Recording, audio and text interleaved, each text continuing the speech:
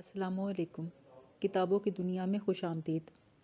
ہم میں سے بہت سے لوگوں نے میٹرک میں ابو بن ادم والی نظم پڑھی ہوئی ہے۔ آج آپ کو ابو بن ادم کی زندگی کے کچھ اہم واقعات سناتے ہیں۔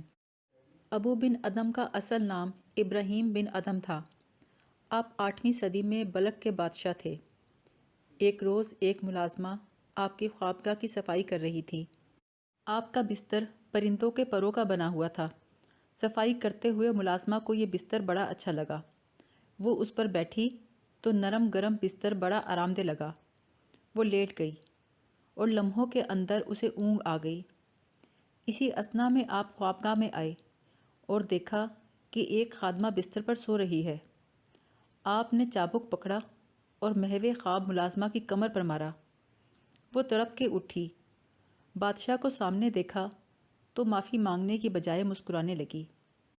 آپ نے وجہ پوچھی تو بولی، میں ذرا دیر کو اس بستر راحت پر غافل سوئی تو مجھے یہ تازیانہ پڑا۔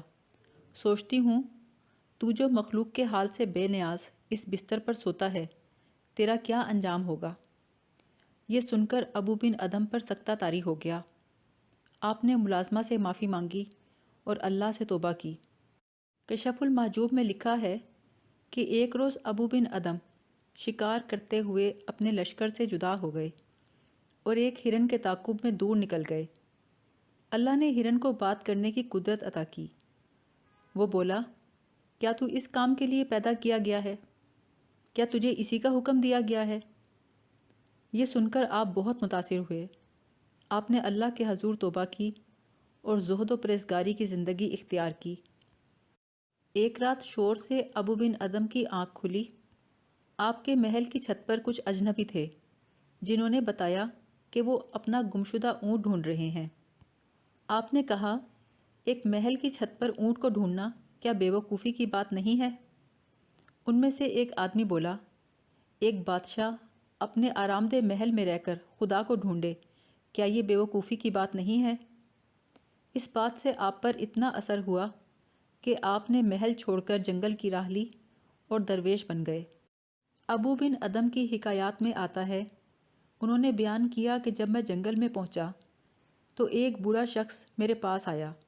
مجھ سے کہا، اے ابراہیم، تم جانتے ہو یہ کون سی جگہ ہے جس سے بغیر سامان اور بغیر سواری کے چلے جا رہے ہو؟ آپ فرماتے ہیں کہ میں جان گیا، یہ شیطان ہے۔ لہٰذا چاندی کے 4 دانگ جو میری جیب میں موجود تھے انہیں بھی جیب سے نکالا اور پھینک دیا، اور پختہ ارادہ کیا کہ ہر میل پر 400 رکعت نماز ادا کروں گا۔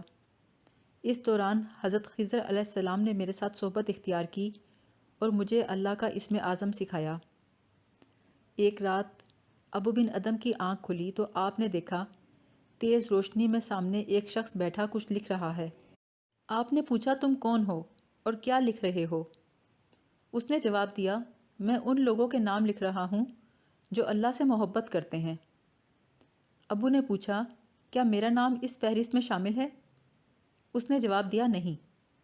ابو بن ادم نے دھیمی آواز میں کہا، میری عرض ہے کہ میرا نام ان لوگوں میں لکھ لو جو اللہ کے بندوں سے محبت کرتے ہیں۔ اس شخص نے کچھ لکھا اور غائب ہو گیا۔ اگلی رات وہ شخص دوبارہ آیا اور آپ کو ان لوگوں کے ناموں کی فہرست دکھائی جن سے اللہ محبت کرتا ہے۔ آپ نے دیکھا تو آپ کا نام سر فہرست تھا۔